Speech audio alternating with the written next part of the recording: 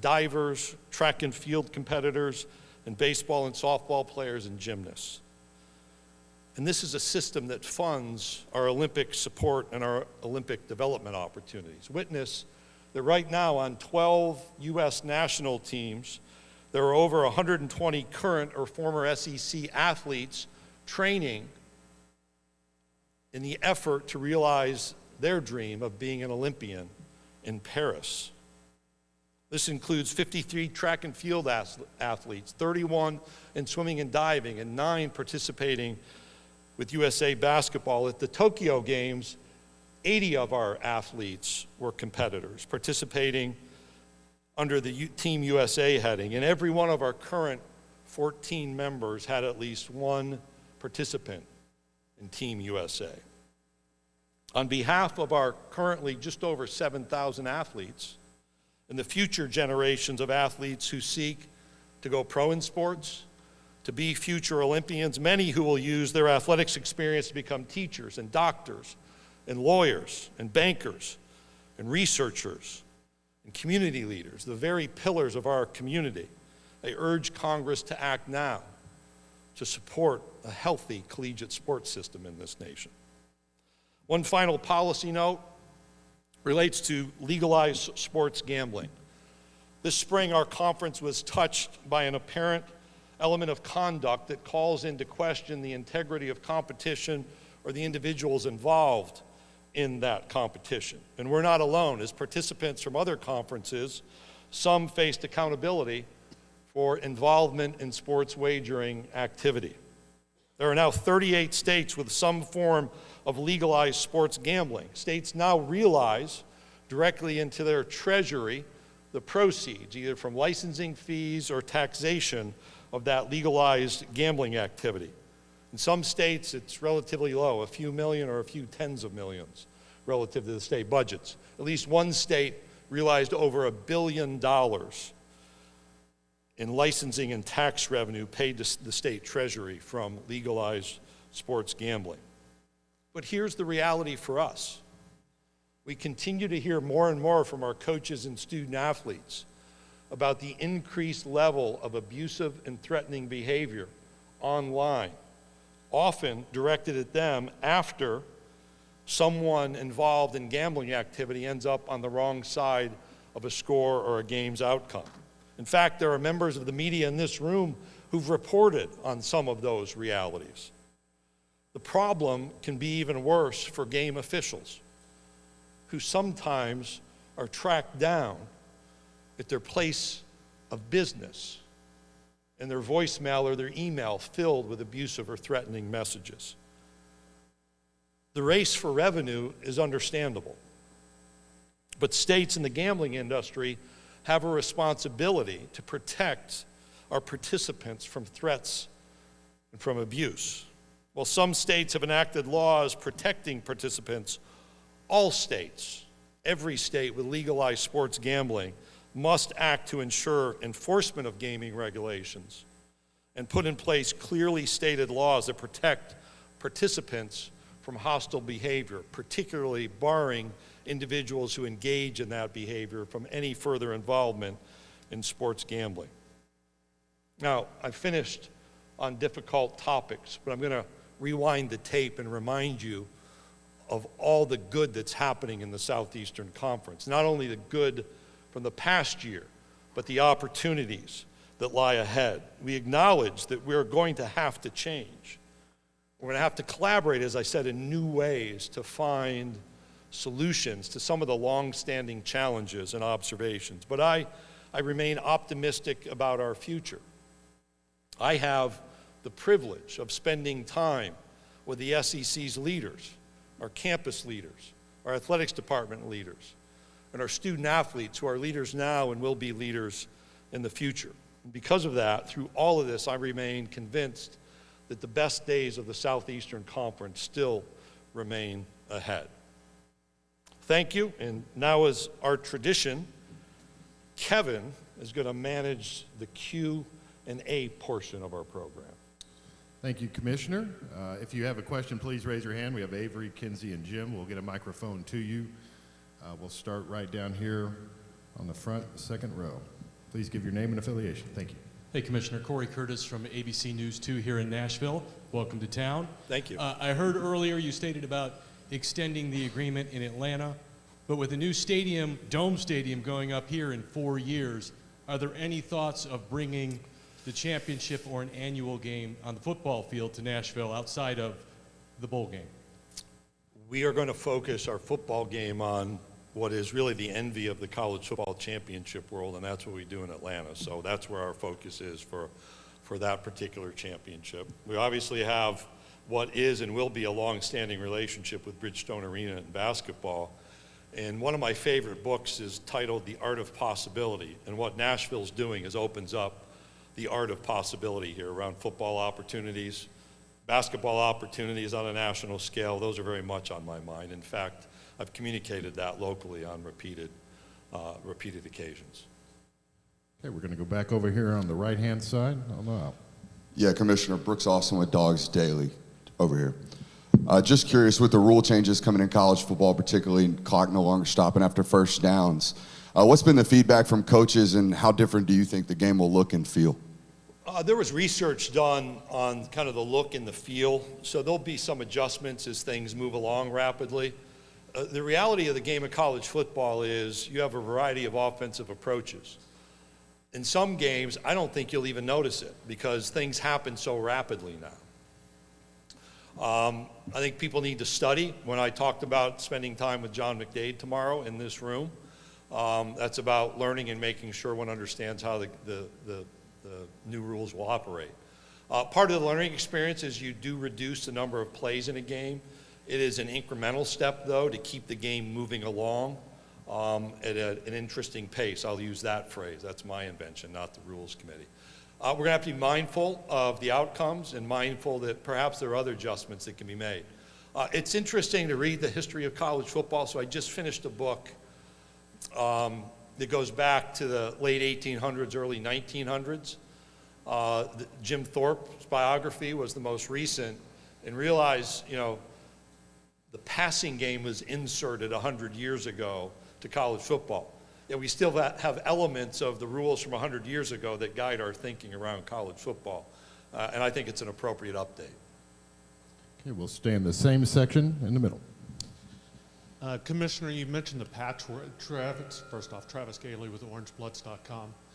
You mentioned the patchwork of state legislature governing the NIL rules currently, one of the most recent being the Texas law. You alluded to some of the provisions that were just passed in that bill, provisions which I know Texas and Texas A&M officials worked with legislators in the crafting of that bill.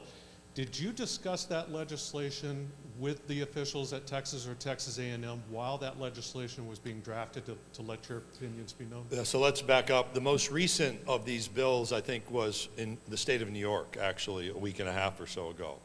And in that circumstance, it was acknowledged that there were universities in the state of New York that were involved in that activity. The same has been true, I think, in any state where legislation has been adopted. What seems to have happened is there's been overly broad language. When we were here with our presidents in March, we identified potential strategies for conference regulation of name, image, and likeness. If you go back a year ago in Destin, we did the same thing conceptually. We're all going to be confronted, whether it's at the national level or at the conference level. How do we want this to be overseen? And you've heard me state the concerns, and I've shared those since legislation's been adopted. I was not in the middle of any of the drafting processes, but also understand that the original set of name, image, and likeness laws caused concerns about what was facilitated there back to 2019. So this is an ongoing problem that we identified as the exact wrong way to go about permitting student athletes to engage in name, image, and likeness activity. It is our current circumstance, and you heard me observe that it speaks to the need for a national standard. Commissioner, we'll go back over here to my left. Good afternoon, Commissioner. Johnny Ballpark Franks with Franks Media here in Nashville and Huntsville. With all the major changes in college athletics in recent memory, with regards to decision-making, where is that balance between ensuring stability while entertaining future growth, and what are the pains for that progress? Well, we see the pain of progress right outside the Hyatt as the road is being deconstructed so it can be rebuilt. That's a pretty good metaphor for some of what's happening, and whether it's concerns about state laws, understanding the realities of new opportunities, and trying to really dig in to see what's happening. You know, that's pain and that's progress. I spoke of the need for collaboration to the previous question about laws that have emanated from our states that do involve our universities. We're going to have to think differently about how we make decisions. Just to combine both questions, one of the unique aspects of a conference is people want to be a part of this conference. We gather together, our athletics directors discuss and debate, our presidents and chancellors make decisions in our rules, and I'm one who thinks we should be able to administer our own rules based on how those are decided. Is there pain in that? Sure, but that's part of progress, again, just as we see on Broadway right outside the Hyatt. Commissioner, we'll go over to our right, on the right side. Pat? Over to the right. Hey, Greg. Pat Forty from Sports Illustrated. Just in May, you said you were hoping to have a field storming policy before the season started. I was wondering if you have any update on that or anything been formalized yet? We did. In fact, we adopted updated policies around fines. So fines were increased. The revenue flows directly to the visiting institution. We also set some standards, and you'll just forgive me for not reciting them by memory, but Pat, our office can get to you. Expectations for communication on campuses, for policies around protecting the visiting team when those circumstances arise. Okay, we'll go right in front of you, Commissioner Kirk, about 3 rows back. Yeah. Kirk Bowles from the Austin American Statesman. I'm aware. For the uniform standard that everybody's seeking for NIL, are there specific elements to that? I assume a salary cap is unconstitutional. Would you make athletes be on campus for a certain period of time, or what would be some of the elements to it? Well, I'm not going to go into the minutia of legislative strategies. One of these efforts is, I think, I'll give you an example. The NCAA Charlie Baker communicated 4 points. One is some level of registration of agents around this business. The second is a level of transparency and communication. A third is financial support. And those seem to deal with some of the issues. How you define what actual name, image, and likeness is part of the nouns and verbs that will have to be finalized, and we've provided drafts over time, Kirk. So sure, there's language to describe the activity. There has to be agreement on the language to describe the activity. Okay, Commissioner, we'll go right in front of me, right straight ahead. Go ahead. Michael Giddens, The War Report, Auburn. Commissioner, what was the internal discussion like around the decision to eliminate divisions, and how did you guys come to the conclusion that that would be the best format to continue SEC championships? That discussion in football goes back to 2018, 2019, so the discussion of is our current divisional approach in football the most competitively equitable? So the word fair and the words fair and balanced came up a lot. And so you had to define what do you mean by fair and what do you mean by balance in the schedule.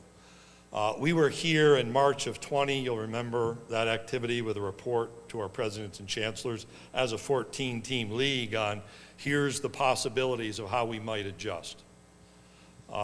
We stopped everything, including that discussion in 2020. Fast forward a year, the expansion was announced. When we began discussing a 16-team football schedule in August of 21, the first set of conversations were, again, taking the word fair and the word balance and defining them. And so balance was rotating teams through with greater frequency. So I think plenty of people have written about a team may not see a team certainly for 6 years or may not go someplace for 12 years if they're in another division. And so that was balance. Fairness was narrowing the competitive equity band, which is what we achieved. Even with our 8-game schedule we announced just a few weeks ago in mid-June. So hopefully that responds to your question. That was the conversation. You know, the 8 or 9 game schedule debate, the number of games played within the conference will still be part of our discussion as we move forward and look to 2025. But the effort to try to be both fair and then balanced within that scheduling approach was the motivation around eliminating divisions. We have time for a few more. We'll start with Ron Higgins right here in the front row. Yeah, Ron Higgins, TigerDetails.com. Did the 9-game schedule get tabled because schools realized there wasn't going to be any more additional TV revenue forthcoming? No, there were a lot of issues. So if you think about what we're going to see next year, we have expansion. We add 2 historically prominent football programs in Oklahoma and Texas, and not only prominent, but successful. We have the college football playoff changes, lingering questions about what that may or may not mean. Discussions about non-conference scheduling. And when I was asked in Destin about timing for the 25 decision, we could go out to Destin next year. The earlier we do that, the less pain we cause for the discontinuation of non-conference games. And one of the bigger elements was that non-conference game issue. Now, Ron, part of the motivation I think going forward is I really think our 8-game schedule is pretty remarkable. Like when we were going through the final filtering, you'd say, wow, Schedule A is tough. And then you'd be at Schedule G and you're like, wow, that school's got a tough schedule. And all the way through, there are 16 really challenging schedules. But there are some important, we'll call them rivalry games. And we're going to have a decision about, do we play those every year or do we play some of them every other year? In the 8-game format, we can protect 1 on an annual basis and the other 7 rotate. In the 9-game format, we know we can protect up to 3, rotate the other 6, and achieve both that fairness and that balance issue. And that'll be right in front of us again. Commissioner, we'll go over here to your right on the aisle. Hey, Greg. Andy Witchery with On3. Heading into the day in D.C. last month, I understand that one of the talking points was concern about day-to-day administration of departments, almost ceding maybe to collectives and boosters. Given that some collectives have now formed an association among them, what do you see as the future of collectives in the NIL landscape? Yeah, Andy, let me be specific about the concern. So one of the concerns, and I've been public about this, is transferring control at an institutional level of rosters, who's on a roster, pressure on playing time, from coaches and then up the chain of command to athletics directors and presidents or chancellors to an outside entity. People have opined about booster influence, but with collective activity about which we've read, I think it magnifies that concern. Who's really in charge? So that informs the talking point. I have read with interest this formation of a collective association, or a collective, I guess. A collection of collectives. And William King, our Associate Commissioner for Legal Affairs, has reached out to some just to have a conversation to learn more. We have to be in a constant learning mode. We want to exercise care. We want to do that in collaboration with our campuses. So there was a contract extension announced for me. I work for our presidents and chancellors by agreement. And we're going to make sure that our presidents and chancellors' influence in decision-making is inherent in whatever conversation, including that with the collection of collectives. We'll take one final question right in front row of me.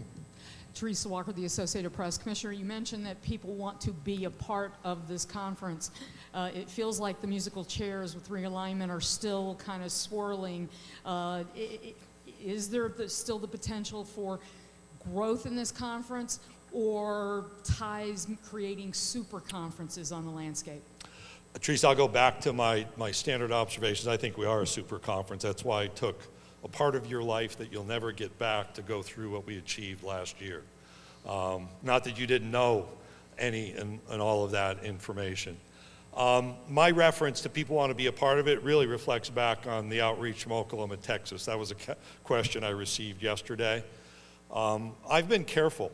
When I was here in Atlanta last year, I was clear that we're focused on our growth to 16. And I've watched others message about, we're not done yet. I referenced this. We're going to go to this particular reason. I just don't think that's healthy. People could criticize me to say, wow, you really sprung it on people in 21, which we did. And maybe there's no clean and perfect way to deal with conference membership. It's not been a topic in the Southeastern Conference other than providing updates, so we're very attentive to what's happening around us. Whether those are from all of your fine investigative writing or maybe opinions, and then focusing on our growth to 16 because it's an enormous task, and so that's my view. Do I think it's done? People will say, well, I get to decide that. Right now it appears others are going to decide that before we have to make any decisions. And so my view is we know who we are, we're comfortable as a league, we're focused on our growth to 16, we've restored rivalries, we're geographically contiguous with the right kind of philosophical alignment, and we can stay at that level of super conference. When you go bigger, there are a whole other set of factors that have to be considered. And I'm not sure I've seen those teased out other than in my mind late at night. Commissioners, thank you. Thank you for your time. Thank you.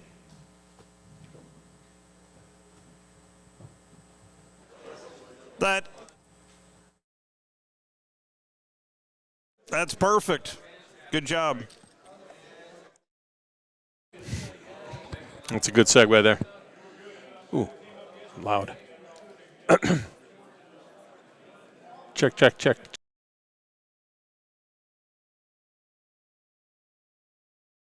We're hot? Hang on, we're real hot to me, too. Why is this? He says we're real hot. That's weird. All right, how was that?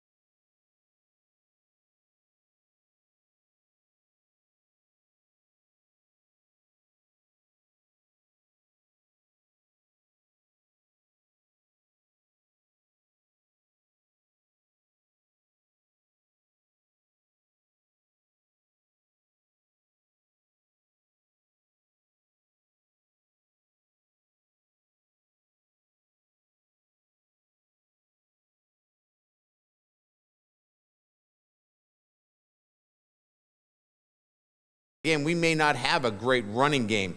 Doesn't mean we can't be physical at the point of attack and continue that physicality. So when we talk about a running game within the offensive structures that I like to build, it's physicality up front. And I think we're going to have that this year with returning veteran players, with our strength training and conditioning program into its second season. I like where we sit in that position. Coach, we'll stay in the same section on the far aisle. Dennis? Dennis Dodd, CBS Sports. Yeah, Hi, Dennis. Brian. Hi, Dennis. You're really plugged in NIL, probably one of the reasons you came to LSU. Greg just got done talking about a uniform national standard. A lot of these liberal NIL laws benefit not only Old State U, they're centralized in the SEC. Should there be a uniform standard when, it helps LSU? Yeah. So I think whatever answer I give you, there's going to be holes in it because there is not much regulation. I think that the easiest answer to that question, and I'm not going to be political up here, we do want to control what we can control. But I would say that the thing that makes it difficult for us, all of us, is third-party involvement. And at what level does that third-party involvement influence the spirit of name, image, and likeness? I think that that's where we're all at. If there are different laws too in each state, then the league is not balanced, either. So to me, those would be the two kind of bullet points as it relates to NIL. I'm not here to fix it. I'm here to navigate it, and if I can lend my experience in any shape or fashion, I will do that. But I can tell you what we're living, and that's third-party involvement and different rules of engagement by different states. Okay, Coach, we'll go to this middle section on the right on the aisle, just standing right in the middle, about 3/4 of the way back. Yeah, Coach Brooks, also with Dogs Daily. You talked about year 2 and the progression as a football program. I'm interested what the progression for Jaden Daniels has been like in year 2, and what did you learn about just his toughness quality from playing through injuries towards the end of the year, particularly against Georgia in that SEC championship game? Yeah, good questions, and I think that they were all part of our learning curve with him, quite frankly, because we knew Jaden as a person, but we really didn't know him much as a football player, and how would he respond in really a new system of offense where he had to make really a 180 in terms of what he was asked to do. So what does development look like for him? I think it would be the natural progression from the last game in which he played, where he was aggressive, but he was under control. He ran the ball when he needed to, but yet stepped up in the pocket and made the tight window throws. I think that was the progression from what we saw in the first week, where a step up in the pocket meant step up and run, or not making those tight window throws. And I think that that's what we saw during the year, was his natural progression of understanding the offense and being more confident. We want to see that in year 2. We want to see that confidence that we saw at the end of the year continue to show itself right through the first game against Florida State. Coach, we'll go in the section right in front of you, second row. Hey, Coach. Matt Cohen, AL.com. I wanted to ask, kind of in the just on a larger scope, kind of in the aftermath of some of this Northwestern situation. I guess one, how well are head coaches able to kind of know what's going on within the locker room with so much going on in there, and also two, has this made you maybe think about something differently going forward, if there is anything you'd want to kind of be aware of or look for in your program? Look, it's a very difficult situation because I know Pat and I have the utmost respect for him as a person, as a family man, as a father. But the reality of it is, coaches, are the leaders of their program, and when things are not going the way they should be, there's an accountability, and I don't think he's somebody that would walk away from accountability at any time, and I'm not here to speak for him. But I can tell you in my situation is that a head coach is walking around those halls. A head coach is in the locker room. A head coach is eating with his team. A head coach knows his leadership team. And he also has many other support staff members that are in constant contact with his football team. The strength staff, your mental performance teams. You have so many different outlets to touch those players on a day-to-day basis. So that's how we operate within our program. Coach will go right down in front of me, about 3 rows back. Lady De La Milera, Knox News. There's been a lot of talk going on about the NCAA's ruling over Tennessee and Jeremy Pruitt. What are your thoughts and feelings over the ruling? I'm not privy to all of the information because I did not read it. I saw that there were some financial sanctions that were given, and I think Coach Pruitt was given some NCAA sanctions. Again, I know it was adjudicated. I've been involved in those NCAA processes, and they're painstakingly vetted. In other words, there are so many people that have put in incredible amount of time to get to the right conclusions. And so it's hard for me sitting outside looking in to be a judge of this, other than we knew it was going to be adjudicated in some fashion. Coach, we'll stay in the same section, right on the aisle, right in front. Coach Kelly, Coach Denbrock mentioned this spring your offense wanted to emphasize getting better at racking up yards after the catch. I think that was an astute observation, seeing that your offense was second last in the conference last year in that regard. Was that more honing your offense, like you said, learning what Jaden Daniels does better to maximize his skill sets, or do you still want to yearn for some more downfield verticality through your passing game? Well, I'm glad that he wants more yards after the catch, too. That's a good start. I think everybody's looking for explosiveness within their offense. I think more than anything else, it starts with the ability to get the ball to your playmakers and give them the opportunity to make plays in space.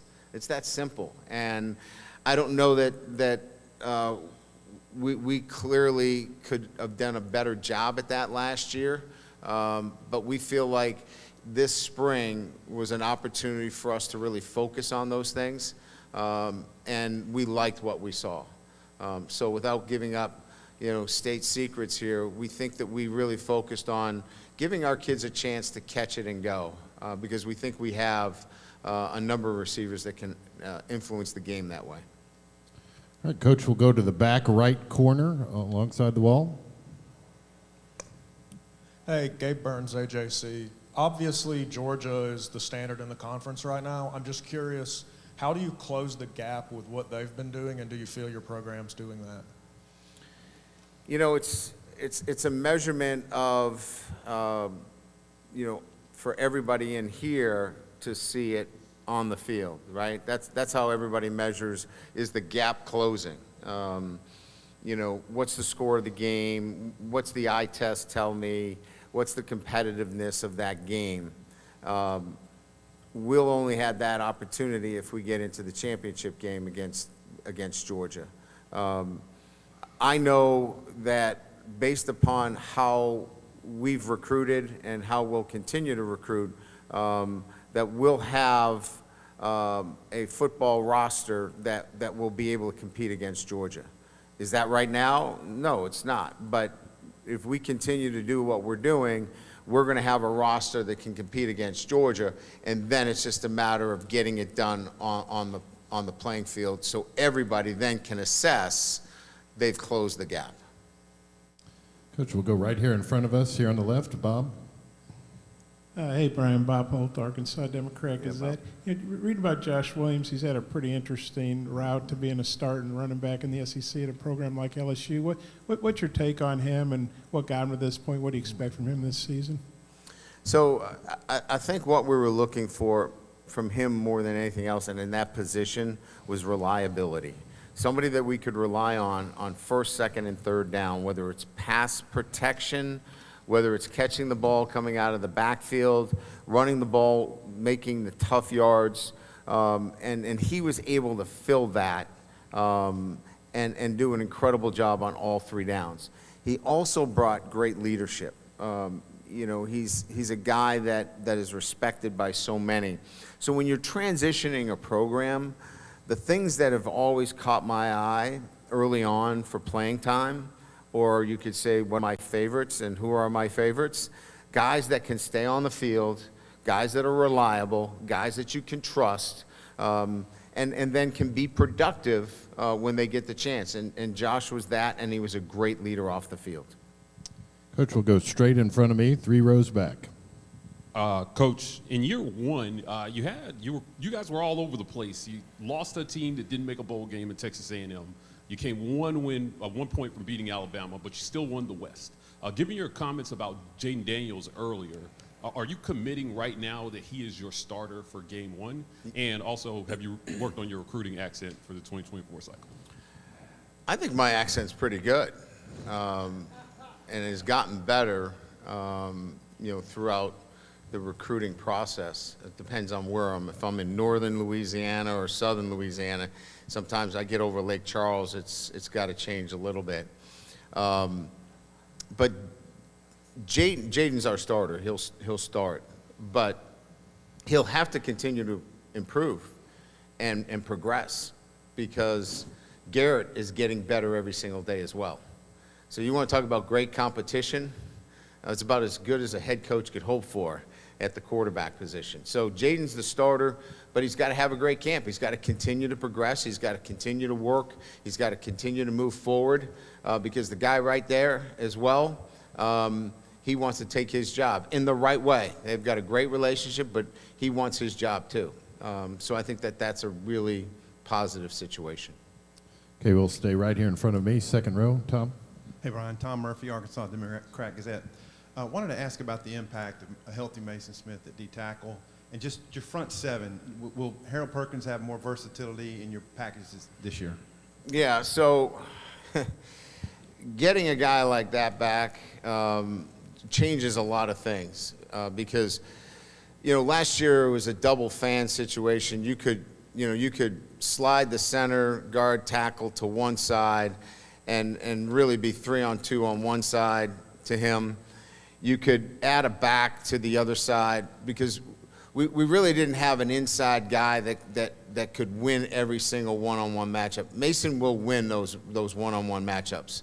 So if you're gonna do that and protect the edges on every play against what we feel are going to be some guys that can come off the edge, and Harold Perkins in particular, you're going to leave him singular inside, and we think he could have an incredible year if that's the case. Once you decide now that you're going to leave 2 guys on him inside, you get some singular matchups on the outside. That's where he becomes a huge presence for us this year. Coach, we'll go over here to our right on the far section. Right here. Right Coach, there. Chris Phillips' Spurs Up Show. You guys made a splash in the portal, landing Logan Diggs, the transfer running back. Just talk about what he means for your offense, what you like about his game, and how you think he can assist Jaden Daniels in your offensive attack this year. Yeah, his ability to catch the ball coming out of the backfield. We like his versatility. He played really well at Notre Dame when he was given the opportunity. He was a little bit, I think, limited with a hamstring last year. We saw how he played against South Carolina with the big run. But he's a very talented player in all areas, very smart. Will be kind of what I talked about with Josh. He can play on all 3 downs. He's tough, he's physical, he's a big back. And with speed, vision, it just adds to that room with experience, and that's kind of what we were looking for. Coach, we'll go back over here in front of me, about 3/4 of the way back on the aisle. Yep. Yeah. Michael Casagrande, AL.com. Just wondering, what were your thoughts on the potential impact of AI could have on football game planning? Now, it's an intriguing opportunity. I think there's room for it. I think it has some intriguing opportunities in recruiting. We spend a lot of time on profiles, recruiting profiles and the intangibles or the traits that we're looking for particular players. I think AI has an opportunity maybe to create that kind of model for us relative to, who is that kind of player out there all over the country without making a mistake. So I think that there's going to be room for it. I think it's exciting and something that we're about to venture into. Coach will go right in front of me, second row. Coach Mitch Lucas, I'm right here. Okay, Kilgore News Herald, Kilgore, Texas, and thefootballbeat.com. Looking back, this is kind of off the cuff, but you've been successful everywhere you've ever been. Independent at Notre Dame and now in the SEC. Can you just look back? I know we're getting ready to start 2023, but can you just look back? If you could talk about the success you guys had right off the bat in last year, building upon that success, what would you expect to go from there? Well, I think last year, again, as I mentioned, what we were able to do was really give our players a clear vision and a clear plan as to what we wanted them to do on a day-to-day basis. Here are the standards. Here are the non-negotiables. Here's where you can't cross that line. And if you stick with these non-negotiables, that you have to do these things every single day and be accountable to them, we have a chance to build a relationship on a day-to-day basis that you'll see that will prepare you for success. And the real crossroads for us was when we got beat bad by Tennessee, because a lot of that trust can go right out the window in year one when you get beat that bad. But our kids hung in there, and they gave us the trust necessary to work through that. And they went back and they worked harder and they worked to the details that we told them we needed to. And then once we got past that Tennessee game, I think we had those guys bought in. And so you're going to need some of those moments in year one where those young men go, we're in, we're going to stick with you. And sometimes it doesn't happen that way. In this instance, it did. Here we have time for two more. We'll start right in front of you, Coach, on the aisle. Right here, Trey. Hey, Coach, Trey Biddy, Hog Sports, 24/7 Sports. I was just looking at your schedule, and Week 3 SEC play starts. You're on the road at Mississippi State, a game against Arkansas at home that played you tough last year, at Ole Miss, and at Missouri. I know you probably take a one-game-at-a-time approach, but given that 3 of your first 4 SEC games are on the road, is there a different mindset or a different approach that you take with your team to kind of gear them up for that stretch?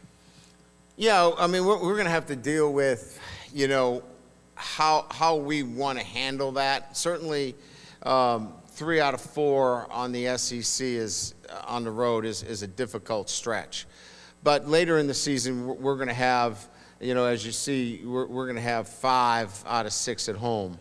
So I think this is going to be much more about the right mindset earlier in the season as we get through the month of September.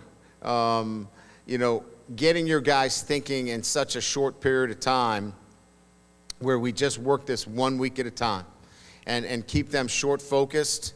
I think that's what we're going to have to do with the kind of tough schedule we have early on. Coach will take one final question in the section in front of us to the left on the aisle. Coach Kelly, Drew Yarman, WZZN Radio, Huntsville, Alabama. When you were building your new staff, when you came to LSU last year, what did you see in Matt House that attracted you to hire him? And talk about the job he's done for you so far at LSU. There's a number of things. See, I've known Matt for a long period of time. I knew him way back when I was at Central Michigan, but I got to know him better going up against him when I was at Notre Dame. He was at Pitt. He was at North Carolina State. I always hated going against his defenses. They were versatile. They were difficult to read. There was unpredictability in them, and they changed from week to week. And I wanted that in the SEC. And, again, when you're dealing with the NFL, it's never easy to get somebody, and you never know whether you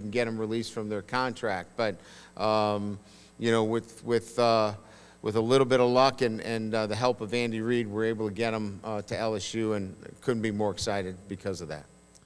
Coach Kelly, thank you for your time this afternoon. Thank you. Appreciate it. And there you go. That is Coach. First hour went by fast. We'll be back, and we'll have some time with you coming up right after this. It's the Tom Abraham Show, 97.7 ESPN The Zone.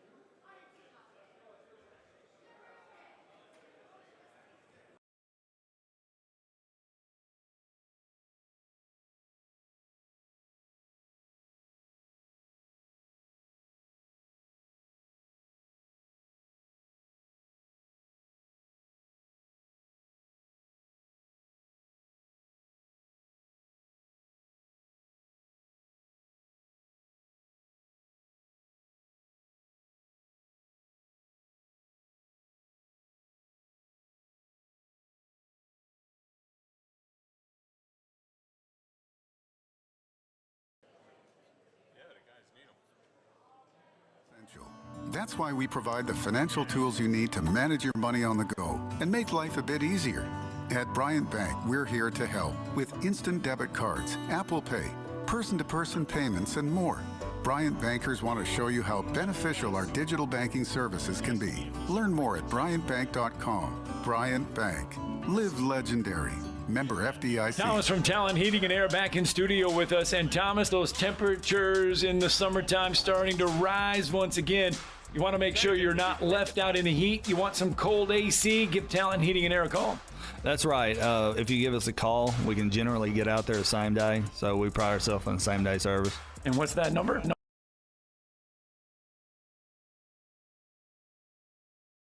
You've already called someone else. Never fear. Give Talent Heating and Air a call because you guys can still come out.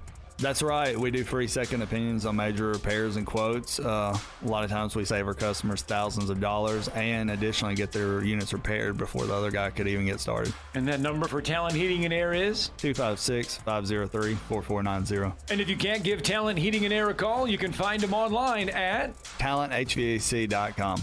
Schedule all your appointment service calls there. Have your open ready. Talent Heating and Air. Give them a in. call or find them online today. You want the right specialist for your recovery. Then I have to break it about SportsMed Orthopedic 11, Surgery and Spine so Center, we're ready for Tony understand Barnhart at every 1:15. body is different. Your muscles and bones are unique, as is your body. Our SportsMed specialists offer innovative treatments and minimally invasive procedures, allowing you to quickly So only return I'm to hearing the the two life you commercials? Is that love. what you're saying? Locations in Huntsville, Madison, Athens, and Decatur, and on the web at sportsmedalabama.com.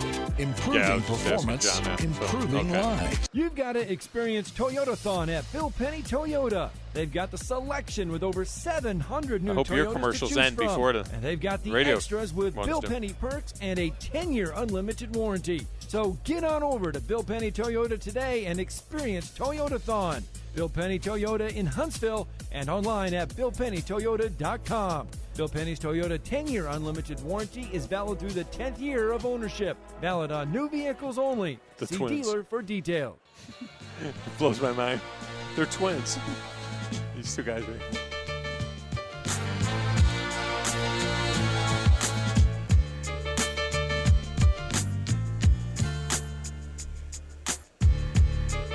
What's that music?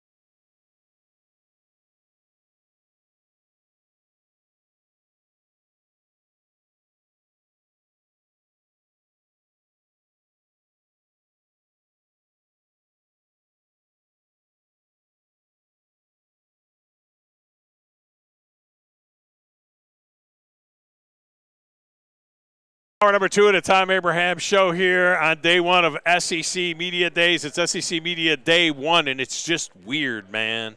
I'm just saying, it's just kind of weird. Now, we're moving fast, and you heard a lot. You heard Greg Sankey earlier. You just heard Brian Kelly. And let me just, in giving you the lay of the land a little bit here, those of you that aren't watching on the WZZN TV, or even if you are, you're not necessarily seeing the whole room. There's a mix of radio and TV that are set up in this area. We are a great vantage point where we are on an angle, basically at a 90-degree turn here where everything is going on. We are also right next to Marty and McGee's set, where the Marty and McGee TV show, every coach that goes through the main room then goes in and sees Marty and McGee. So their entourage comes by us literally arm's length away. I could have reached over and patted Brian Kelly on the back as they go by, and I could just imagine how crazy it'll be as time goes on. But Captain Cool is here handling all of our video work, and he'll be taking pictures, and he'll take pictures of the coaches as they're going in and coming by our table, literally, so you get a little bit of an idea for that. Now we have Nashville legend George Plaster set up right next to us as well, and he's got his streaming video show that is going on. Behind us, what you can see is the ever-changing. He's a legend. I'm telling you, he's a legend. Just ask him. He's a legend here in Nashville. And behind us is the ever-changing landscape of the skyline of Nashville, which features many cranes. There have been cranes for the skyline of Nashville for 100 years. And there are buildings, including this one that we're in right now, that were not here just a couple of years ago. This building wasn't here. I mean, it's amazing the growth that has gone on here in downtown Nashville. And again, those of you watching on WZZN TV are seeing that vista right now as that gets shot. Now, we're also set up. The table next to us has the Beard twins, which is a whole nother situation. Brett Beard and Brent Beard. And I don't know if Brett Beard is going to interview Brent Beard or what's going on over there, but the Beard twins are over here. I began my career in Huntsville working with Brett Beard. I was the afternoon drive guy, and he and Harold Bugg were the morning drive guy. And so and they're now also at a different radio station because, the station we all worked at, for all intents and purposes, doesn't exist anymore. So it's just kind of crazy. And for the second or third year in a row, somehow, I don't know how it works out, but somehow there's a table right directly adjacent to us or across from us for a radio station that's not here, and we have commandeered that. And so now you've got Scott and Steve over there working, and those of you watching on WZZN TV are seeing Scott and Steve cutting audio up, and Scott playing Wordle, I think. I don't know. He's probably working on something, I think. Who knows? But, he's doing stuff. So that's kind of a little bit of the lay of the land here. Now, this doesn't work unless we have superstar Chad Guatney back in studio. Now, if Chad didn't have 17 dogs to take care of this week, he probably would have been here with us, and he'd be running the halls here. But he is back in studio, which makes us all very comfortable that we are going to be able to stay on the air and everything will go smoothly. And that's DJ Grizzy Grizz back there in the little glass booth.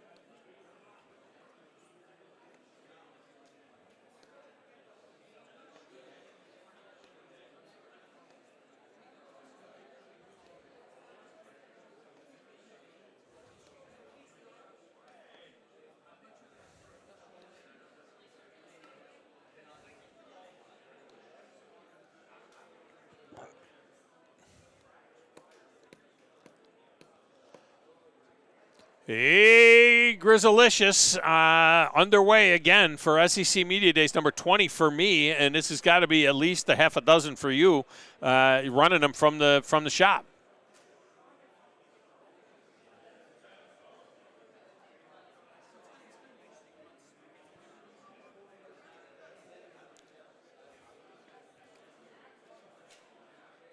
Yeah.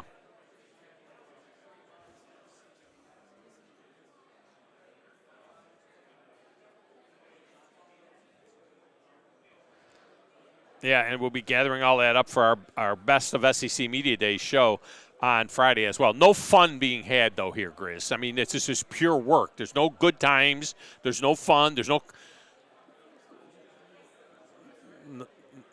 no concerts and no after-hour concerts in the street like there'll be. No party tonight at Bridgestone Arena thrown by the Nashville Predators for dinner. None of that is going on here, okay? So I'm just saying, 87 miles from my front door is where we're at. And so I am actually stationed. I'm not staying here with the guys. I'm going back and forth because I got so much other stuff to do. So I'm running back there and doing stuff at my studio afterwards. But, yeah, it's not a bad setup, that's for sure. All right, we got to get a break in here. When we come back, Mr. College Football, Tony Barnhart, will join us right here on the Thom Abraham Show at SEC Media Days, presented by Woody Anderson Ford today on 97.7 ESPN, The Zone.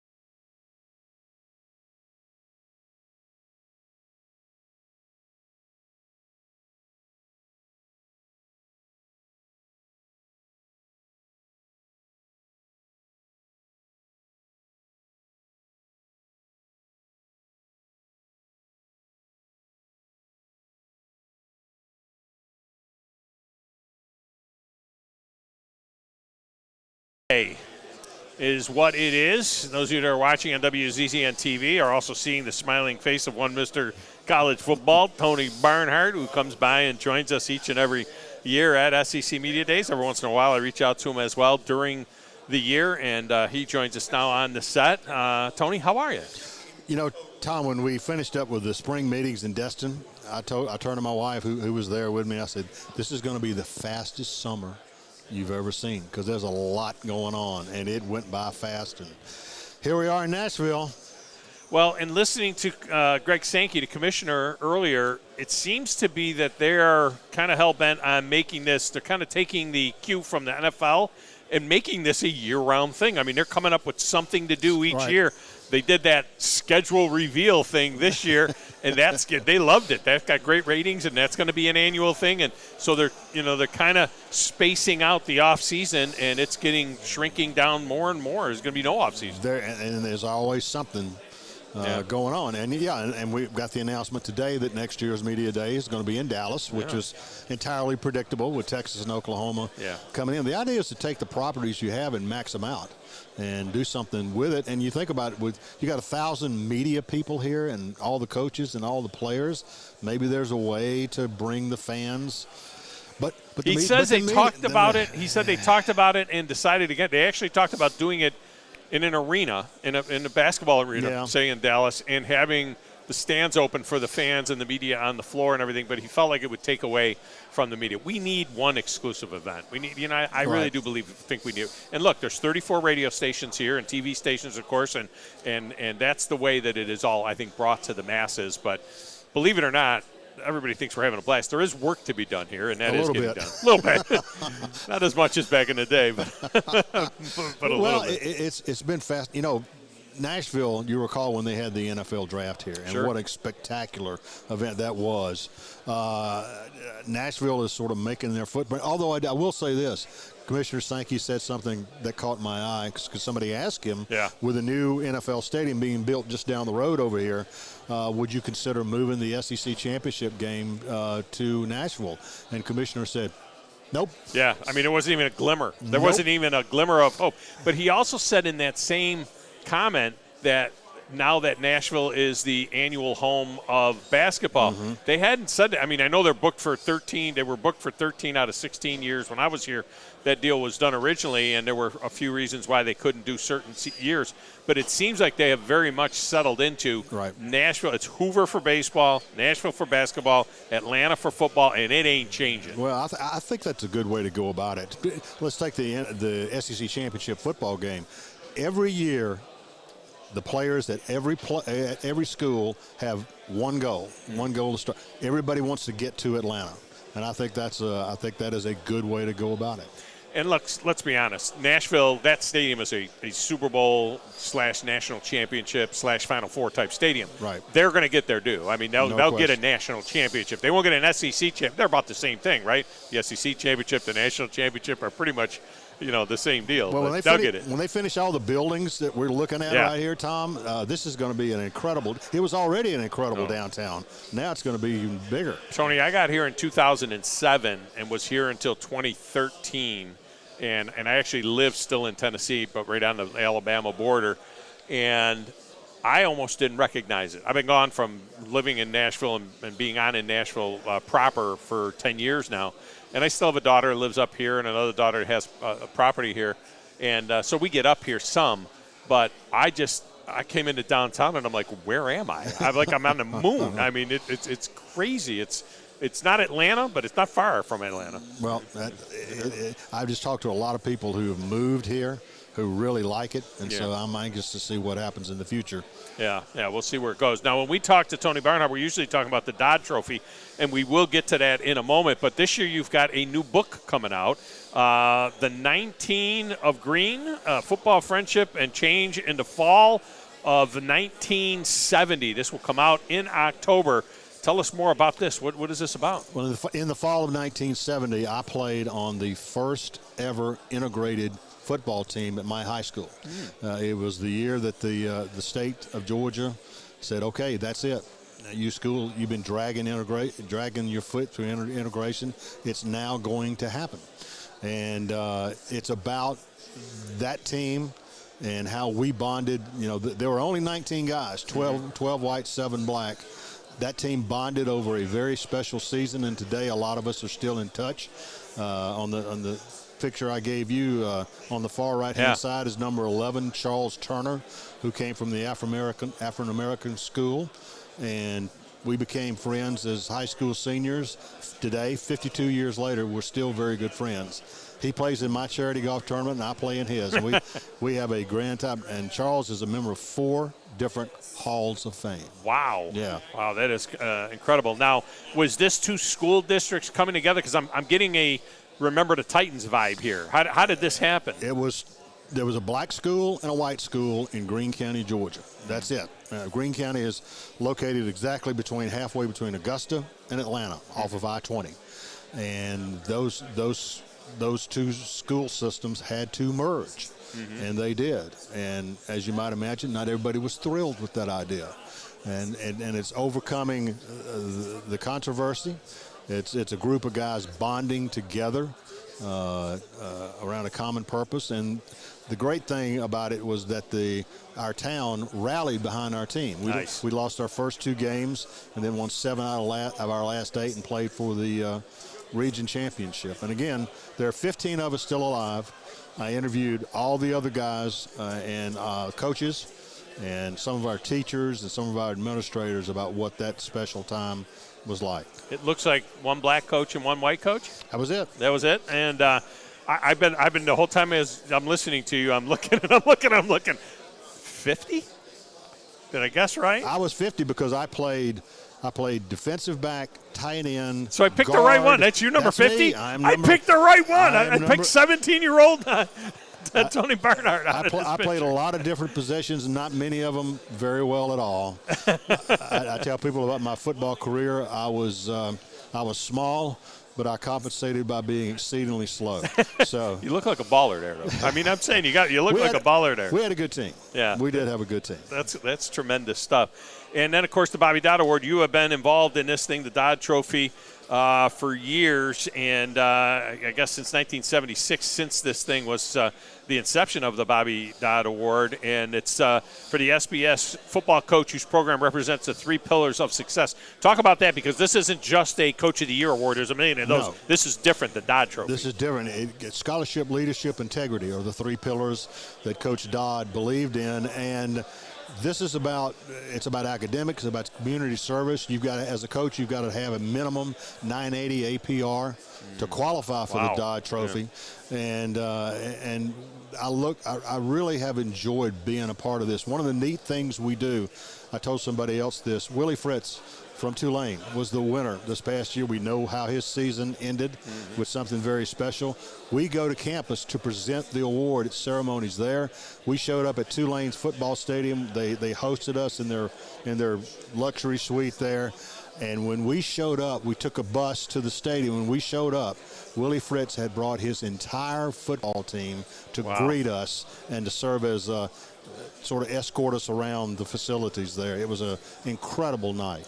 You know, it's become a young man's game, the coaching game. I coached for 11 years. You know, I've talked about that in the past, and got out of it at age 37 because there was no money in it back then. Yeah. You know, it was like if you were a position coach, you know, you were having a hard time feeding the family. And, you know, it's totally different now. But I look at, you know, Willie Fritz. His name has come up in some other gigs, you know, possibility, because he's done such a great job at Tulane. I wonder if he'll get that opportunity, because it is just so many young guys. He's not an old guy, but he's not a young, you know, he's not one of these fresh faces out there. Well, he was absolutely in the mix for Georgia Tech, okay? For whatever reason, it did not work out. But the guy, you spend any time with him at all, he's a very impressive guy and obviously knows offensive football. And so it'll be interesting. He signed a new deal at Tulane, and I'll tell you, Tulane's a pretty cool place. Yeah. Well, Ole Miss goes down there September 9th, yes. And I'm very fascinated to see. I'm a little bit high on Ole Miss this year, and I'm fascinated to see what that might look like when they go to Tulane. You don't get a lot of SEC teams going to, you know, to smaller conference teams. It doesn't happen very often. It's a 2-for-1. Yeah. It's they played twice up there. Right. But it'll be interesting to see how that goes. All right, before I let you go, because your guy is ready to steal you and take you off to the next one, and I appreciate that. The trendy thing is to be talking about LSU in the West. In the last year, 32 years of divisions, and this will be it. Everybody's talking about LSU. I still think the vote's going to come Alabama at the end of the day. I'm on the Alabama side, if for no other reason that game is in Tuscaloosa. Right. We know how Nick Saban is in revenge games. Where are you? It makes no sense to pick Alabama logically because LSU has a proven quarterback. Alabama does not have a proven quarterback. But Nick Saban has his guys in full revenge mode. Remember that little song and dance he did not too long ago? Oh, we should have been in the playoffs because people were telling me we'd have been favored against 3 of the teams out there. No. Nick doesn't believe for 1 minute he should have been in the playoffs. He was telling his players, hey, guys, the selection committee hosed you guys, and it's up to you to do something about it. So it's not logical to pick Alabama, but I'm picking them anyway. Here's the stat. He's been at Alabama since 2007, 16, 17 years. He has never gone 3 years without winning a national championship. That's crazy. I'm just saying. That is just crazy. I'm just saying. And then when you get somebody asking Brian Kelly, what they have to do to close the gap on Georgia. That always used to be the Alabama space. How do you close the gap on Alabama? How do you close the gap on Georgia? Saban loves that. He just loves to hear that. Nobody thinks you can scorched win. earth, man. Nobody thinks you can win, but we believe it. Exactly. Well, let's see how they do against Texas on September 9th. I think we'll learn something there. The book, I'm really looking forward to this. This looks like a fascinating book. This looks like it's made to be a screenplay, to be honest with you. If somebody didn't make a movie out of this, I'll be surprised. But this is an SEC network movie, maybe. We'll have to wait and see. But we'll catch up with you in October when it gets ready to come out and get you on the show again to talk about this. But always good to see you here. All right, Tom. Always good to be with you. All right, thank you. There you go. That's Tony Barnhart, and it's always great to catch up with Mr. Football. I mean, there's no doubt about that. He is a lot of fun. Yeah, you keep that. We got one over here. We're good. So Tony Barnhart. That book looks fascinating too. It looks like it's going to be a very, very interesting book. All right, we're going to jump ahead again and get another break in here because breaks are hard to come by on these SEC shows. Jimbo Fisher will be up in just a little bit, and we'll hear from Jimbo Fisher live at about 1:45 or so. So we've got about 15 minutes or so left before we turn it over to Jimbo Fisher. We'll come back. I got some thoughts on the things that Greg Sankey did say and the things that Brian Kelly said. I will say this. Brian Kelly, to me, seemed nervous at the Open. I was kind of almost shocked when I heard him doing his Open. And I don't know if it's different on radio versus on TV or when you're in the room and you see him live. But just listening, I was sitting here at our set listening to Brian Kelly's Open. It was very short. It seemed like he had no agenda. He just started talking about the season. And he seemed nervous to me. That was just my observation. All right, we'll get a break in here. If there's a phone call to be had, it's to be had in the next segment. So if you want to get in, 256-576-4977 from SEC Media Days. It's the Thom Abraham Show, 97.7 ESPN, The Zone.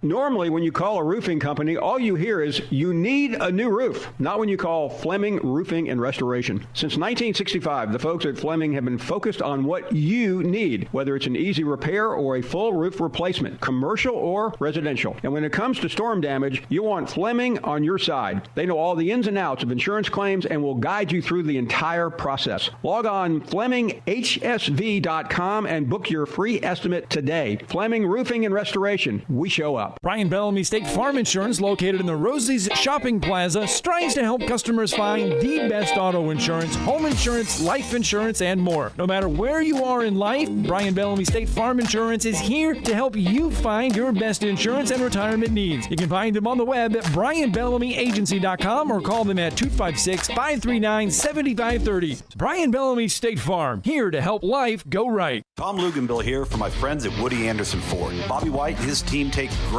pride in their service department, and you can see it the moment you walk into those beautiful new service lanes. And just like a championship team, they all work together to make sure your experience is second to none, whether you drive a Ford or not. Also, check out the gold certified pre-owned inventory at Woody Anderson Ford for great deals every day. Stop by and see them at Jordan and Sparkman or at Woody Anderson of Madison on Hughes Road, or visit WoodyAndersonFord.com. Thom Abraham here from my friend Brian Hamaker and his team at North Alabama Mortgage. Look, buying a home is the biggest purchase you will make in your life, and it can be a bit intimidating, so you want people that can help walk you through the mortgage process and get you the best deal possible. That's what North Alabama Mortgage does, and they do it in Alabama, Tennessee, and Florida, from first-time purchases to refis, conventional, VA, FHA, and USDA loans. They have the solution at North Alabama Mortgage. Visit NorthAlabamaMortgage.com to learn more. That's NorthAlabamaMortgage.com. 97.7 ESPN The Zone.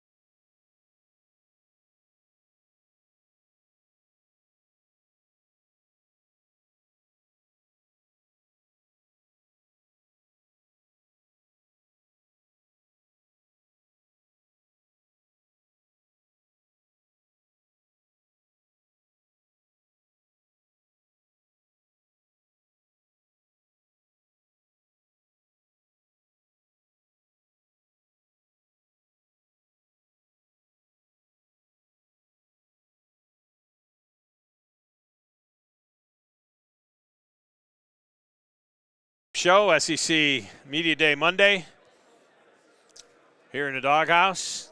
It's kind of got I guess it's got a football Friday feel to it music-wise. It's just like a football week, right, Grizz? Is that what you're going to do? It's just go football music, using that football Friday music all week long. Got them there, got to use them.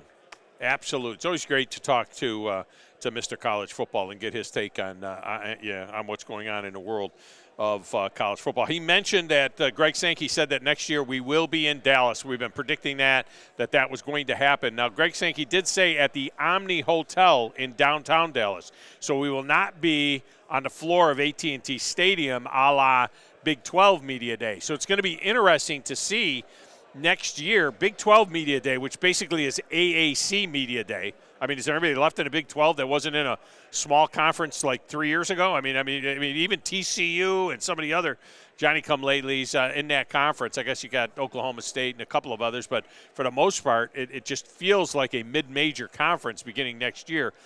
So their Media Day will be, I would imagine, in Dallas. I mean, I don't know where else that they would go for Big 12 Media Day unless they're going to try and go and have it someplace else. I mean, they could have next year, they get a Big 12 Media Day, at a Waffle House, in Waco or something. You know what I mean? They don't really need to get too crazy about it down there. But he was asked about Corey Curtis, longtime friend of the show, the first question of Greg Sankey asked him about the possibility of, the SEC championship game rotating into Nashville once the new stadium was built. And he was quick to say, no, that ain't happening. That's basically it. But he did also say, he referred to, as Jimbo Fisher comes walking out as we speak, but he did say that now that Nashville is the annual host of the SEC basketball tournament. Now, we know it's secured for the next several years here, But I never thought that they had made the decision that that's it. The SEC basketball tournament no longer travels. And basically that's the way it sounded, was that the SEC basketball tournament is stationed in Nashville and will remain stationed in Nashville for the foreseeable future. But football will stay in Atlanta just like baseball stays in Hoover. So he mentioned that. Now, he also did not have a tie on today. He was asked this morning about what color tie he would wear, because, he's got to be careful not to look like he's representing any specific school. And he said that'll be a surprise today. And he went with no tie. And the reason he went with no tie was because Mike Leach last year, before Mike Leach spoke when they were in the back, he had a long conversation with Mike Leach, and they were talking about different things. And Mike Leach, only as Mike Leach would ask, Mike Leach said, how come ties didn't go away the way the powdered wig went away? And why do we, ties are the most useless thing, and blah, blah, blah. So in honor of Mike Leach, Greg Sankey did not wear a tie today for SEC Media Days, and we'll see whether or not that continues in the future in the rest of the week. He'll be joining us on Thursday during the show. I always like getting Mike on the last day and kind of like wrapping up the thing on Thursday. So we'll talk to Greg Sankey, not Mike Leach. We'll talk to Greg Sankey on Thursday later on this week. Some other things he talked about, he did bring up the cops that were first on the scene at the Covenant School back in March at the school shooting that killed 6 people, and he had some comments about that, and it was kind of a nice moment to see those guys get some recognition as well. Brian Kelly got up there. He seemed a bit nervous to me at the start. I was a little bit surprised at how nervous he was. Now, you're going to hear from Jimbo Fisher in a few minutes. Jimbo Fisher, I mean, this guy is a mile a minute. This guy, it takes him 35 minutes to watch 60 minutes. I mean, he just is, he'll get up there, and it's going to be really interesting once he gets up there and starts very, very fast. It'll be interesting to see what Jimbo has to say. And, coming off of a horrific year last year, I want to know what the over-under is on how many questions he'll be asked about Bobby Petrino being his offensive coordinator. I mean, that's Moulton says 6 is the over-under on that. And then, of course, we've got to wait for the perfunctory Drew to Armin question. I mean, every coach that goes up there and speaks, we wait for the Drew to Armin question and see what Drew will ask. And he typically will get one question in to each and every guy that is up there. So we'll see, how that one shakes out and what he has there. Somebody asked, early clubhouse leader. Moulton missed this. This is an early, I don't know, Steve Moulton here sitting with us. Steve, you missed this. This is an early clubhouse leader for most inane question. You know how at the Super Bowl, you get those crazy questions at the Super Bowl, right? That's right. You get them nutty questions there. Yeah. So this put this one under the inane questions. Brian Kelly was asked whether or not Jaden Daniels was secure as the starting quarterback this year for LSU. I mean, what the hell kind of what?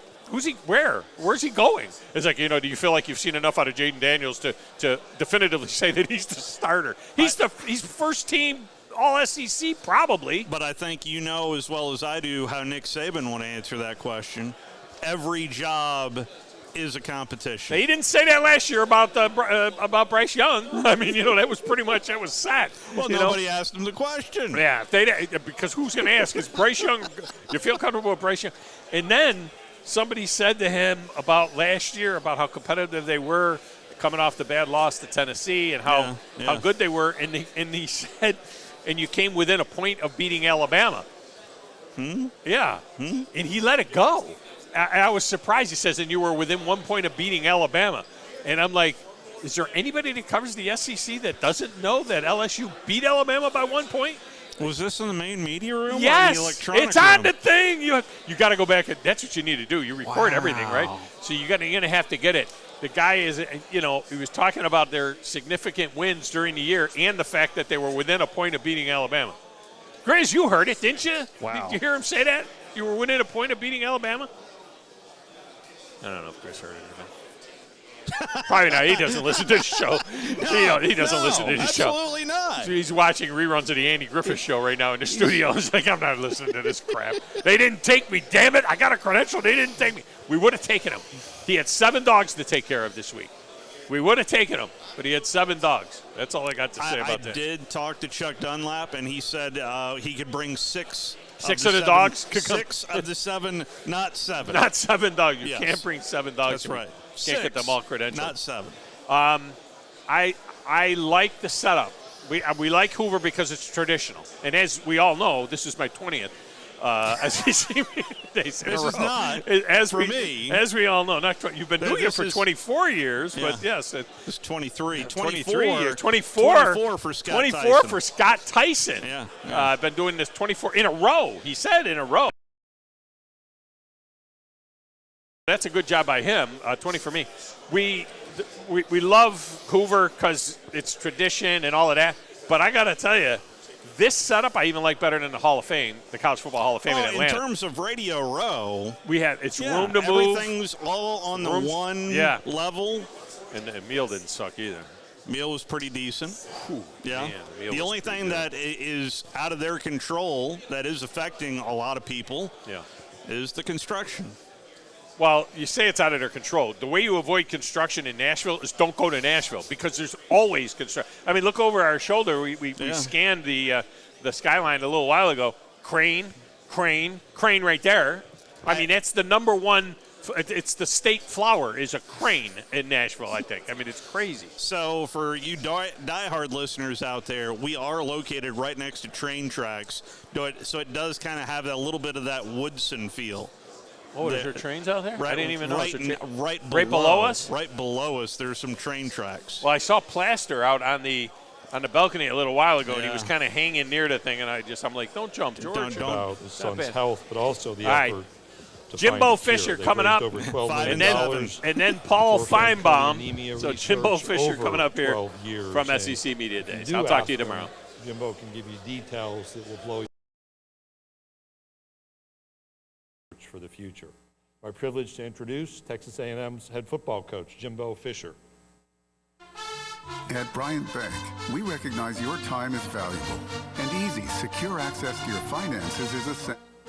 Normally, when you call a roofing company, all you hear is, you need a new roof. Not when you call Fleming Roofing and Restoration. Since 1965, the folks at Fleming have been focused on what you need, whether it's an easy repair or a full roof replacement, commercial or residential. And when it comes to storm damage, you want Fleming on your side. They know all the ins and outs of insurance claims and will guide you through the entire process. Log on FlemingHSV.com and book your free estimate today. Fleming Roofing and Restoration. We show up. Brian Bellamy State Farm Insurance, located in the Rosie's Shopping Plaza, strives to help customers find the best auto insurance, home insurance, life insurance, and more. No matter where you are in life, Brian Bellamy State Farm Insurance is here to help you find your best insurance and retirement needs. You can find them on the web at BrianBellamyAgency.com or call them at 256-539-7530. Brian Bellamy State Farm, here to help life go right. Tom Luganville here from my friends at Woody Anderson Ford. Bobby White and his team take great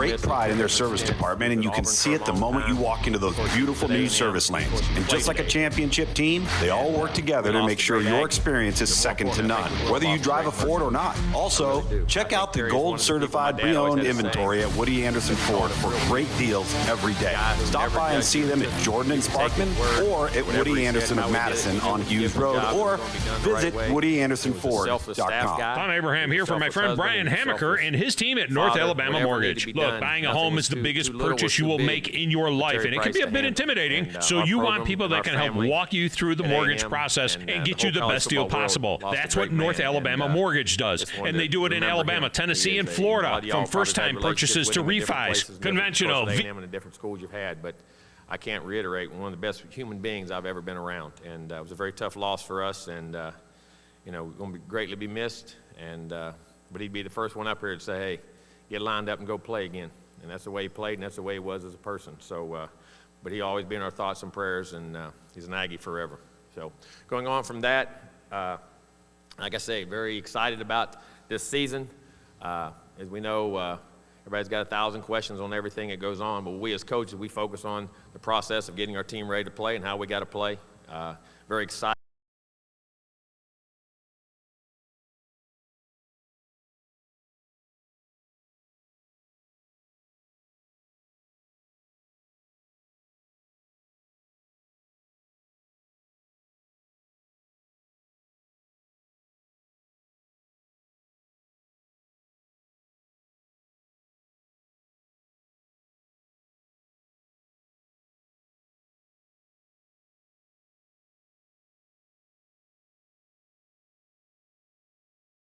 stamp on our team, what they see in our team, how they want our team to go, which we had many, many meetings on and reiterated. And like I say, we manage the team. They do the day-to-day functions of how to get things done and the relationships, and I'm very proud of that group. I'm excited to see how we translate into fall practice and try into the games in which we have and what we're trying to do.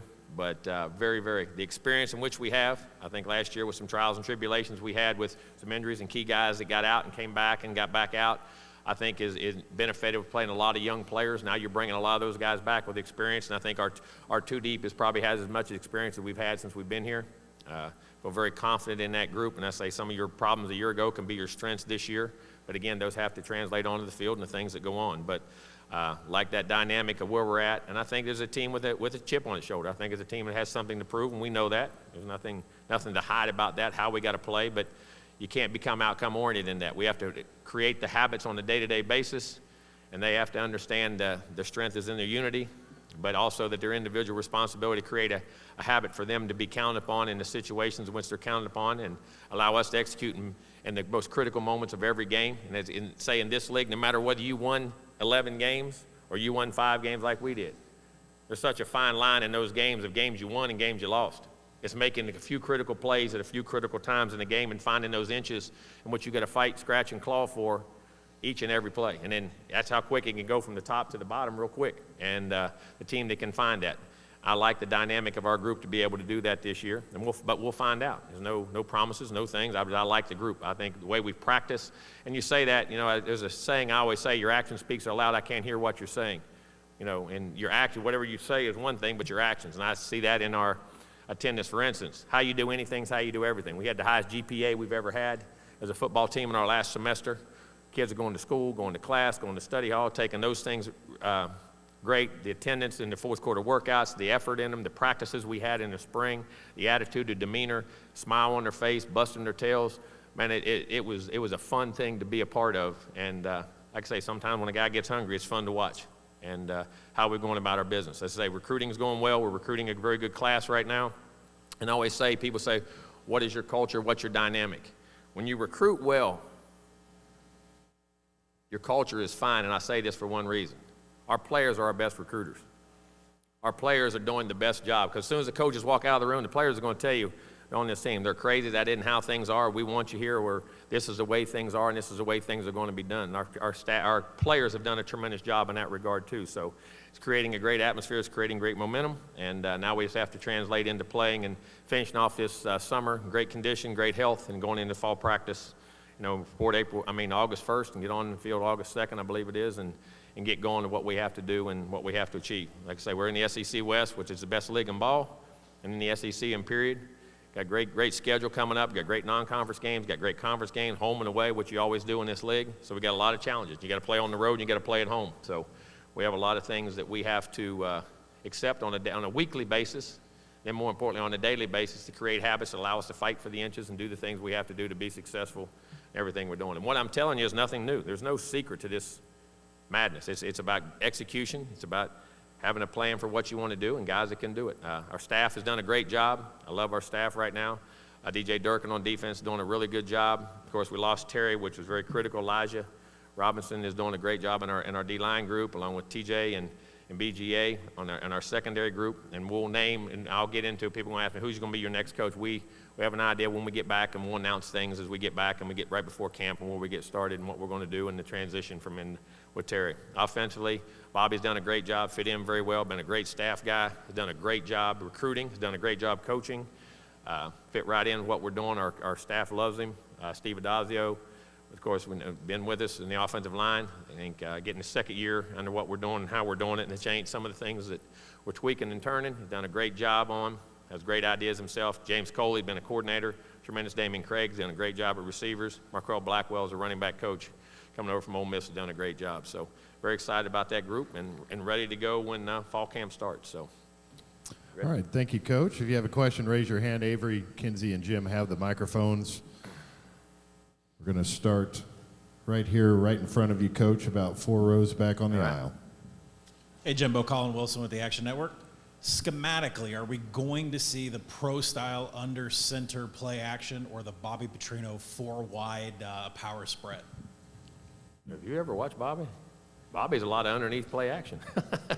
No, but I'm not going to get into schematics before a while. We do everything. We're not going to get into that. I mean, I'm not going to sit there and say exactly what we're going to do or how we're going to do it, but we'll have a good plan. And then the key is we got to execute it and do it and get the ball to the right guys and the right playmakers and, be solid across the front, get the quarterback doing what he's supposed to do, and get to the playmakers and let them play. That's your goal on offense, and not turn it over and score points. Coach, we'll go over here to our right, the right section. Robert, over to our right. Robert Stess of the Bryan College Station Eagle. Jimbo, as you come here and go into this season, do you feel added pressure because you've never been in this situation before? Listen, Coach, we live under pressure every day. We put more pressure on ourselves than anybody out there ever puts on us. And there's no added pressure because what good does that do? Does worrying make you any better? No. What you got to do is get to solutions. You got to line up and understand what went right, what went wrong, what kind of team you have now, and each team changes year by year. I say a team has 1 year life expectancy. Feature what it does well and get it to execute at the highest critical moments of games consistently throughout games. Like I say, most games are lost. They're not won. And what I mean by that, the other team's inability to be consistent and repeat something over and over and over, and that's what our goal is, to be able to do that. So, but to answer your question about pressure, it's not that you don't feel pressure. We feel pressure every day. We feel pressure in everything we got to do. So there's no added pressure. It's just a matter of dealing with what you have to deal with and go execute and try to win football games. Coach, we'll go right in front of you on the front row. Coach Ken Capps from the Football Writers Association of America.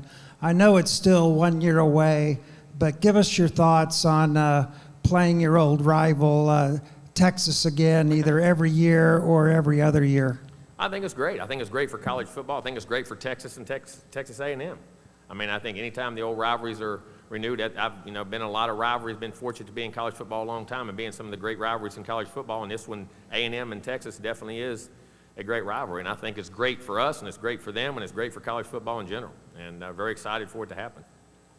Coach, we're going to go all the way back to our left, back of the room, last row. Brandon Marcello, 24/7 Sports.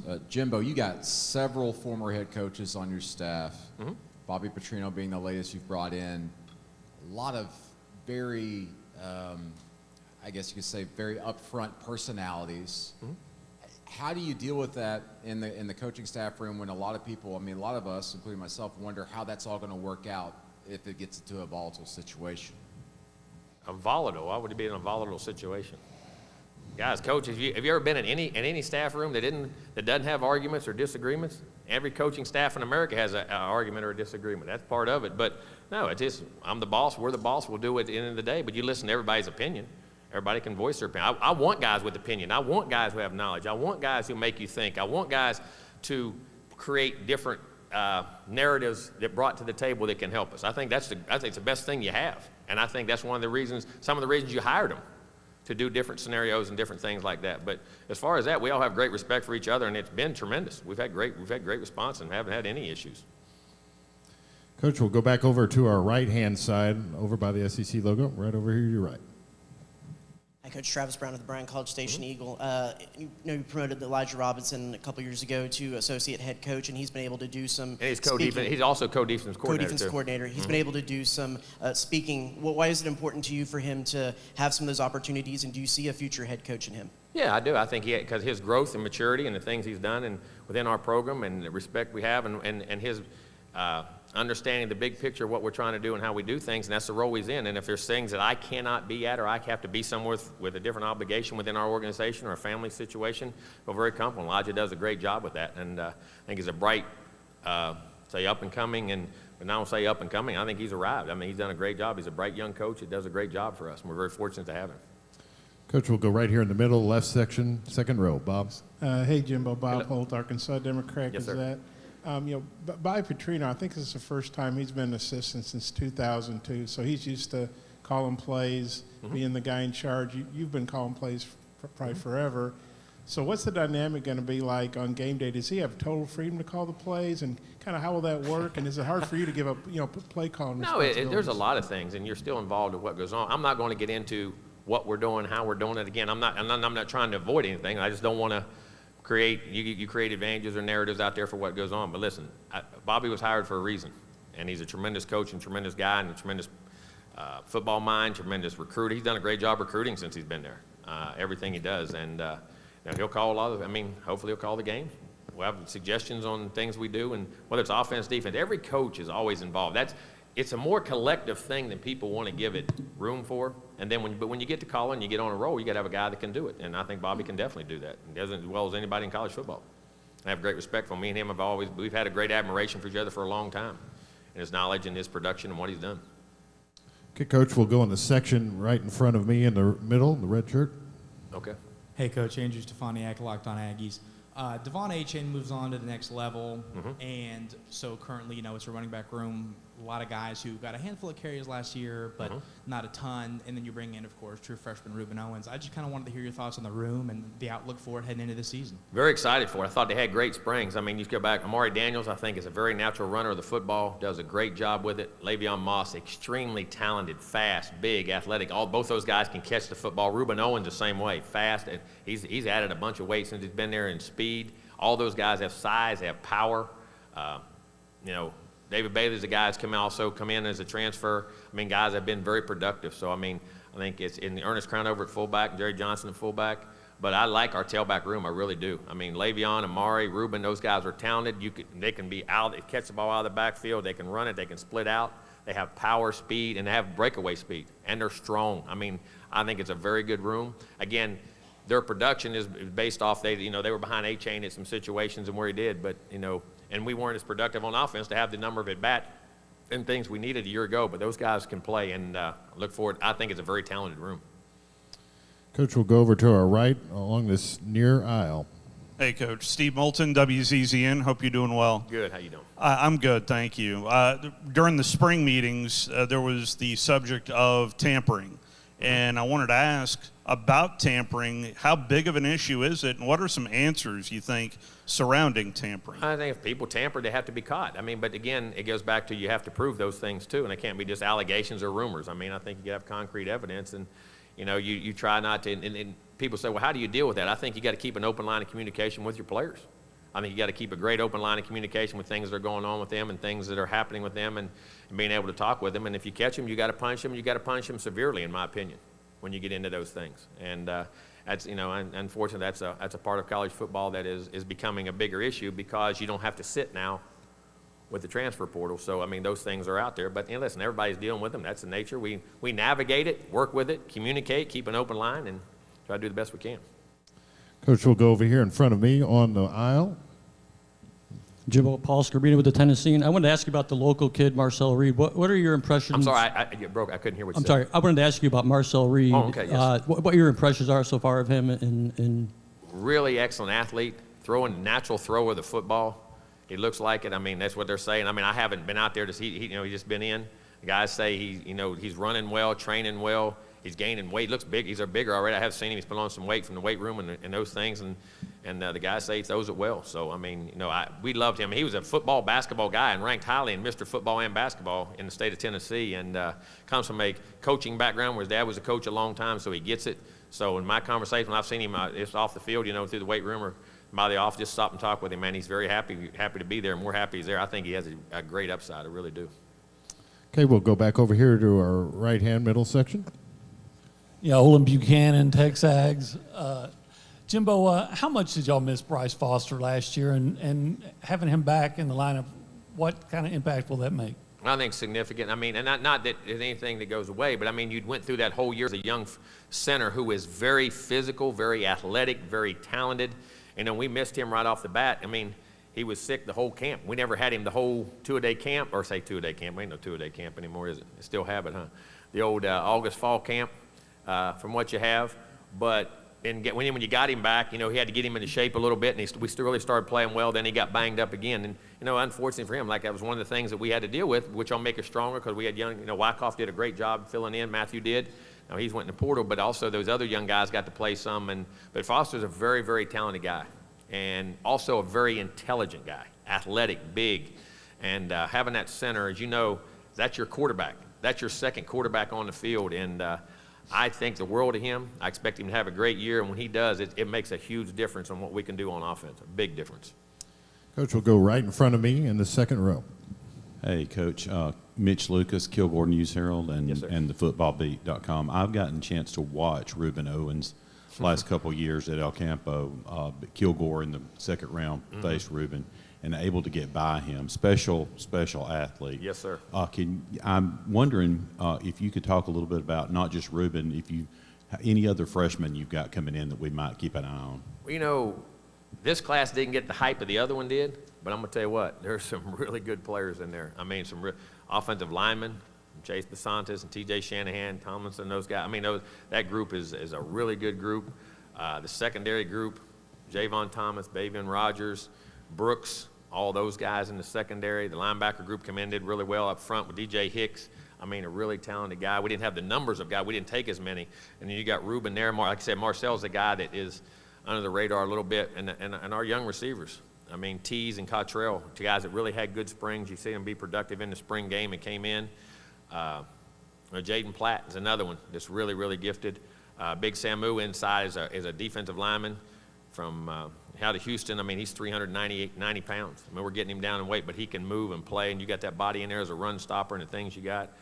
Chance Johnson is another. I mean, I'm trying to go through all of them. We were real happy. The guys that came in were good. The guys that have been in the summer have worked out, ran. The coaches see, you watch their athleticism and their demeanor and their work ethic. I mean, we really liked that class. We really did. And hope there's no guys I missed. I'm sure there is. I'm going through it all off the top of my head, but it was another good class. I mean, not the numbers, but I think the productivity and the high end parts of it. I think some really good guys, especially with guys that put their hand in the dirt and play. And Rylan Kennedy, as a guy from up in the Dallas area that can really rush and be an athletic guy on the edge too. So there's a bunch of guys in that group we like. Coach, we'll go in this middle section on the right aisle. Hey, Jimbo, Andy Witchery with On 3. Given the recent Texas state law and the NCAA memo, what's the status of the 12th Man Plus Fund and what's the future of that model? That has nothing. I don't know. I mean, that was not in my repertoire. That's for the athletic director and the lawyers and everybody else to sort through and do what they got to do. I mean, that was what they did or come up with, and whatever that is, we'll navigate and work on based off the right laws in which we have. So I don't know that answer. I'm just navigating by the rules they give me, and I ask compliance every day. And then we'd go from there. Coach, we'll go in this center section right in front of me, about 3 miles back. Hi, Coach. Jerry Jang, USA Today Network. It's been a little over a year since you're back and forth with Nick Saban in terms of recruiting. Where do you guys stand on your recruiting class, and how do you guys feel about your rankings in terms of recruiting? He said where we are in the recruiting class, and I don't know what the rankings are, but I like the guys. I don't ever follow rankings. We follow the guys we want to get, and we recruit, and we feel very comfortable with those guys, our own evaluations and the things that go on. And sometimes I guess you agree with the guys out in recruiting, and sometimes you don't. That's why we always try to pick our own guys. But we like the guys we have. I think we got a very good class going, and hopefully we'll continue to build on that, because at the end of the day, you got to recruit players. Okay, Coach, we'll go right in front of you, third row. Kirk. Kirk Bowles from the Austin American Statesman. Jimbo, what all did Connor show you at quarterback last year, and how close is he to being an elite quarterback in your mind? I like both our guys, he and Max. But when Connor got a chance, you're talking about a guy who went in and played in some great games, took us to almost won an Ole Miss game on the road. We had tough, and then come back and played a great LSU team and played extremely well in what he did. Through never had a turnover, had 8 touchdowns, high completion percentage, poise, understanding. He's athletic. Yeah, remember now, he probably would have been a top 2 or 3 round pick in the baseball draft if he goes a year ago. I mean, he was a shortstop. So, I mean, this guy is a very gifted guy who can play, and very excited about his future and what he can be, and just love his whole makeup and demeanor. Coach, we'll go right in front of me on this near aisle, straight in the hat. Coach Fisher, Drew DeArmond, WZZN Radio, Huntsville, Alabama. You've been a head coach in Power 5 for over a decade. You've won championships. Every year, chemistry is different on a football team. There's high expectations at A&M. You didn't meet them last year. As a staff, when you guys self-assessed, what do you do this year to kind of make sure the chemistry is different and that this football team meets expectations? Well, just what I was talking about earlier, it's a great question, it really is, because you talk about coaches can want all they want. Players got to manage a team and run it on a day-to-day basis. And I think it gets into your leadership of your team, and not just leading guys, but how they can get guys to understand why it's important to do all the little things. Do you go to class? Do you go to study hall? You're practicing hard all the time, trying to find those inches. And I think the leadership of your football team is the key. I think the open line of communication, that's what's got me excited about this year. I love the leadership of our football team, and there's quite a few number of guys that have done it. And I think a lot of guys coming back for 4th and 5th years, which you don't have a lot, That, some guys got banged up and came back for those situations that are doing a great job of setting examples of what things are doing. And we're around when we went to the Orange Bowl, won the Orange Bowl. We're number 4 team in the country. Had a chance to be in the playoff, all that. Guys that were on that team and productive in that team. And I think that part of it has me excited. I think that's a key to it. It's just not what we say and how we do. We can adjust scheme, we can adjust that, but how they practice, how they go about things, how they do everything, and all the little things they do away from ball, on their own time, whether they're 7-on-7s, whether they're walkthroughs, all those types of things, and the film watching, all those, that those guys can lead and do that have, I think that's the difference in your great teams and your average teams, and I think that creates within the culture, and I think we got a really good leadership group coming back, getting McKinley come back, getting Anais come back, getting Max Wright to come back. I mean, there's a ton of guys in that group that came back. Layden Robinson's a huge one up front, and all those guys, and I think it makes a big difference, and I think that's what's got me excited about it. Coach, we'll go to the right middle section on the aisle. Yeah, Coach Brooks Austin, Dogs Daily. You look at your schedule, and I know you kind of hit on this to start, but you got a 4-week stretch of Auburn, Arkansas, Alabama, and at Tennessee. Mm-hmm. How do you go about preparing your football team to survive that slate?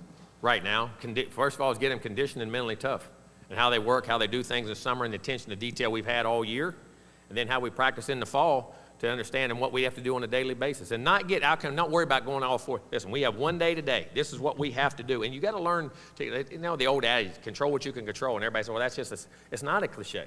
It's a fact. People wouldn't say it all the time. You know what I mean? And be accountable to each other. I mean, available, be accountable, and be dependable. Until you do that, you can never. Those abilities are the 3 most important abilities you can have: availability, accountability, and dependability. Till then, you can't use your mental and physical abilities till you have those 3 things. And you got to do that on a daily basis, because those habits are what's going to come out during that time. And what we form right now and how we practice, and not just practice. You don't practice till you do it right. You practice till you can't do it wrong. And I think that's where maturity comes in. I think that's where experience comes in. And we have to get those habits across right now so we can take those things on the road. And when we have to, one of those games in Dallas, one's in Tennessee, 2 of them are at our place. So, I mean, you be able to do them whether you're doing them at home or on the road. And those have to be ingrained right now. The secret to this is no secret. It's going to be the fundamental things, and great teams do ordinary things better than anybody else. And that's what's got to be ingrained through us through camp. And then the athleticism and the greatness and the great plays will happen within the concepts of what you're trying to do. But you got to practice that way to be able to take it and create habits in the big critical moments on the road and at home in those big games. We have time for 2 more questions. We'll start in the middle aisle in front of me, about 3/4 of the way back. Hey, Jimbo. Alex Miller, War Report. Mm-hmm. Cameron Coleman. A lot of recruiting outlets were predicting that he would be probably staying a little bit closer to home. Texas A&M came in around the 11th hour. Could you just tell us a little bit more about the I'm not allowed to talk about any current recruits that aren't signed or on our campus. I'm not allowed to have any comments or anything of that nature. All I can say is that we were recruiting him, and that's it. I can't have any comments on that. Very well. All right, we'll take one final question. Coach, over here to our left. Yes, sir. Mark Passwaters with Rivals. Coach, you've mentioned that you're optimistic about the offensive line. You've said it several times already. Which is the key. Which is the key to everything. Give quarterback room, be able to run the football, do the things you got to do. In this league, you got to win up front. What have you seen that makes you think that they will improve considerably over what we saw? I think what we saw in the spring. And I think their health, the experience, the leadership of the group, and the failures in which they had. Failures in which we had as a team, as a group, allowing those things of what they have to do and not wanting to let them happen again. Sometimes that's the greatest motivator you have and what you have to do. Now you have experience, you have knowledge, you have understanding what to do, and I see a different chip on their shoulder, and I see a demeanor and a leadership within that group that's been excellent. Now, again, that's all hearsay. Your action speaks so loud I can't hear what you're saying. You got to go back and do it. Doesn't matter. We need to just be quiet, shut up, and go play. And then we'll find out when it's all said and done. But to answer your question, I still feel I have confidence in those guys. I believe in those guys. Coach Fisher, thank you for your time this afternoon. Thank you all. Have a great day.